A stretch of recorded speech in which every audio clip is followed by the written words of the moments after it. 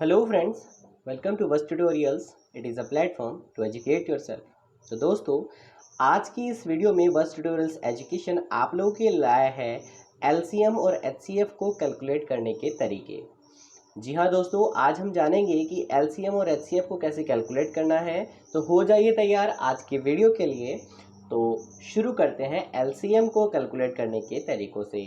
पहले हम ये जान लेते हैं कि एलसीएम जो होता है उसकी फुल फॉर्म होती है लोवेस्ट कॉमन मल्टीपल, यानी कि दो नंबर्स की जो कॉमन मल्टीपल है उनमें सबसे छोटा कौन सा है उसको कैसे कैलकुलेट करना है, ये हम इस वीडियो में देखने वाले हैं। और इसके लिए हमारे पास दो मेथड होंगे, जिनमें से जो पहला मेथड है वो है ये कि हम दोनों नंबर्स को अलग अलग कंसिडर करेंगे और उन दोनों के प्राइम फैक्टराइजेशन हम क्या करेंगे, कंडक्ट करेंगे, कैलकुलेट करेंगे। अगर हम एग्जाम्पल की बात करें तो एक एग्जाम्पल ले लेते हैं 12 और 14 का। पहले हम 12 का प्राइम फैक्टराइजेशन कर लेते हैं। आई होप कि आपको प्राइम फैक्टराइजेशन बहुत अच्छे से आती होगी और इस वीडियो को देखने के बाद और अच्छे से आ जाएगी। दोस्तों, सबसे पहले हम नंबर लेते हैं जिसका हमें प्राइम फैक्टराइजेशन करना है। उसके बाद हम उसको सबसे छोटे प्राइम नंबर से क्या करते हैं, डिवाइड करते हैं। सबसे छोटा प्राइम नंबर जिससे वो डिवाइड हो सकता हो कम्प्लीटली, जैसे कि 12 है तो वो 2 से डिवाइड हो सकता है, यानी कि इसको हम 2 से डिवाइड करेंगे। 2 से डिवाइड करने पर आंसर आता है 6। अब हमें क्या करना है, इस 6 को भी डिवाइड करना है सबसे छोटे प्राइम नंबर जिससे कि ये डिवाइड हो सके।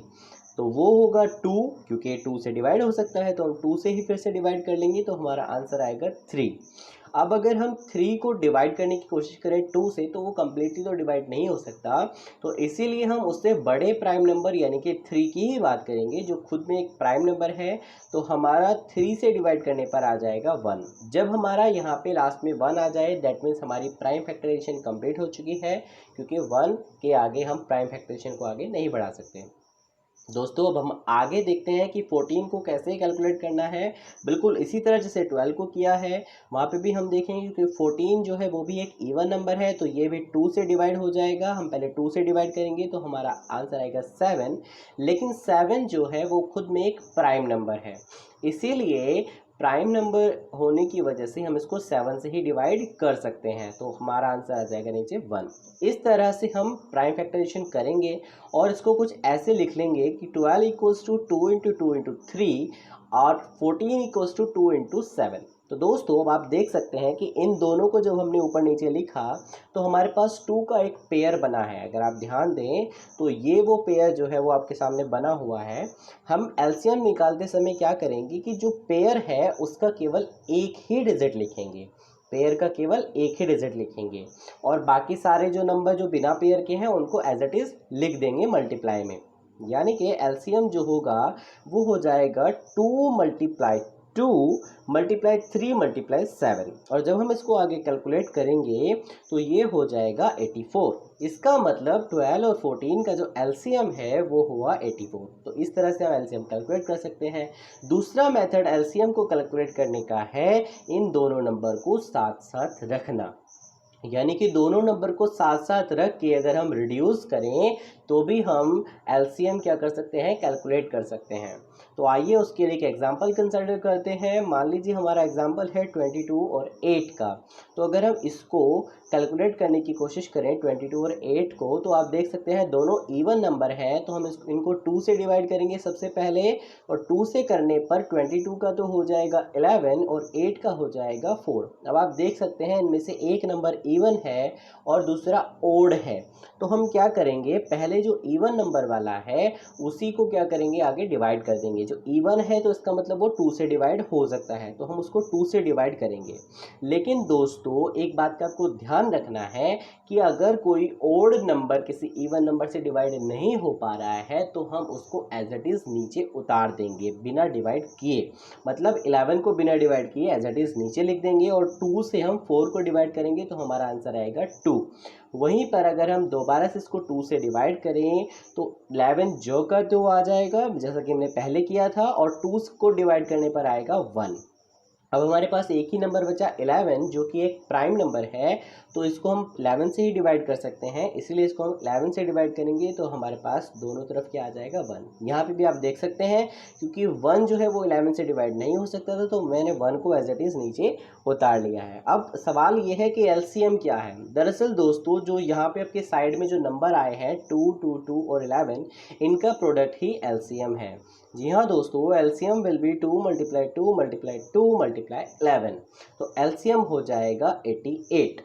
तो इस तरह से हम एलसीएम को बहुत ही आसानी से कैलकुलेट कर सकते हैं। तो दोस्तों अब हम आगे बढ़ते हैं और देखते हैं कि एचसीएफ को कैसे कैलकुलेट करें।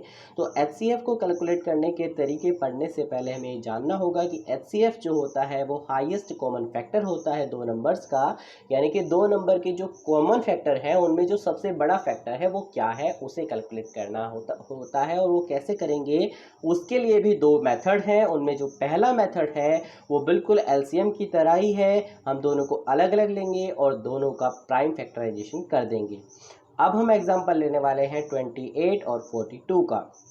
दरअसल दोस्तों जब हम 28 का प्राइम फैक्टराइजेशन करेंगे तो वो पहले 2 से डिवाइड होगा जिससे 14 आएगा, 14 को 2 से करेंगे तो 7 आएगा, और 7 एक प्राइम नंबर है इसीलिए इसको हमें 7 से ही डिवाइड करना होगा, तो ये आ जाएगा 1। तो दोस्तों अब अगर हम 42 को प्राइम फैक्टराइजेशन के अंदर से गुजारें तो 42 के लिए पहले 2 से डिवाइड होगा, उसके बाद में 21 आ जाएगा जो 2 से तो डिवाइड नहीं हो सकता। इसका मतलब हमें उसे किसी उससे बड़े नंबर, यानी कि हो सकता है वो 3 से डिवाइड हो, और हाँ 21 3 से डिवाइड हो सकता है, तो हम इसको 3 से डिवाइड कर देंगे और हमारा इससे आंसर आएगा 7। और जब 7 क्योंकि एक प्राइम नंबर है तो इसको अगर हम डिवाइड करें तो 7 से ही करना पड़ेगा और वो आएगा फिर उससे आ जाएगा 1। तो इस तरह से हमारा जो इसका प्राइम फैक्टराइजेशन कंप्लीट होता है। इनको हम ऐसे लिख सकते हैं कि 28 इक्वल्स टू 2 इंटू 2 इंटू 7 और 42 इक्वल्स टू 2 इंटू 3 इंटू 7। तो इस तरह से आप देख सकते हैं कि यहाँ पर दो पेयर बने हैं, जैसे 2 का और 7 का। ये दोनों जो पेयर हैं हमें अब एचसीएफ निकालते समय सिर्फ जिन नंबर्स का पेयर बना है उन्हीं नंबर्स को लिखना है। याद रखिएगा दोस्तों, एलसीएम लिखते हुए हम बिना पेयर वाले नंबर भी लिखते थे, लेकिन एचसीएफ के टाइम पे हम सिर्फ पेयर वाले नंबर ही लिखेंगे, यानी कि इसका जो एचसीएफ होगा वो हो जाएगा 2 multiply 7, that means the HCF will be 14। तो इस तरह से एचसीएफ को हम कैलकुलेट कर सकते हैं। अब हम आगे बढ़ते हैं और जानते हैं कि दूसरा वो तरीका क्या है जिससे हम एचसीएफ को कैलकुलेट करें। तो जो इसका दूसरा तरीका है वो है लॉन्ग डिवीज़न मेथड। इस मेथड को परफॉर्म करते हुए हम डिवीज़न परफॉर्म करते हैं, जैसा कि मैं आपको इस वीडियो में बताऊंगा उस तरह से परफॉर्म करने के बाद इक्वेशंस बनाते हैं और उन्हीं में से हमारा एचसीएफ जो है वो निकल के आता है। इसके लिए जो स्टैंडर्ड इक्वेशन है वो है divider multiply quotient plus remainder equals to dividend. ये आपने वैसे नॉर्मली भी देखी होगी और आपको यहाँ पे भी मिल गई है। मान लीजिए हम एक एग्जांपल ले लेते हैं 48 और 21 का, जिनका हमें एचसीएफ निकालना है। तो हम ग्रेटर नंबर को स्मॉलर नंबर से डिवाइड कर देंगे। जी हाँ दोस्तों, हम 48 को डिवाइड कर देंगे 21 से, और ऐसा करने पे जब हम 21 का टेबल पढ़ेंगे तो वो केवल 2 टाइम्स ही पढ़ा जा सकता है, तो इसीलिए 21 को हम 2 टाइम्स पढ़ेंगे और आएगा 42। जब हम 48 में से 42 को सब्ट्रैक्ट करेंगे तो हमारे पास रिमाइंडर आएगा 6। तो इससे हमारी जो पहली इक्वेशन है वो बनती है, यानी कि क्योंकि यहाँ पे डिवाइडर क्या है 21 है और रिमाइंडर 6 है, क्वोशिएंट 2 है और डिविडेंड 48 था, तो इस तरह से हमारी इक्वेशन बन जाएगी 21 मल्टीप्लाई 2 प्लस 6 इक्वल्स टू 48।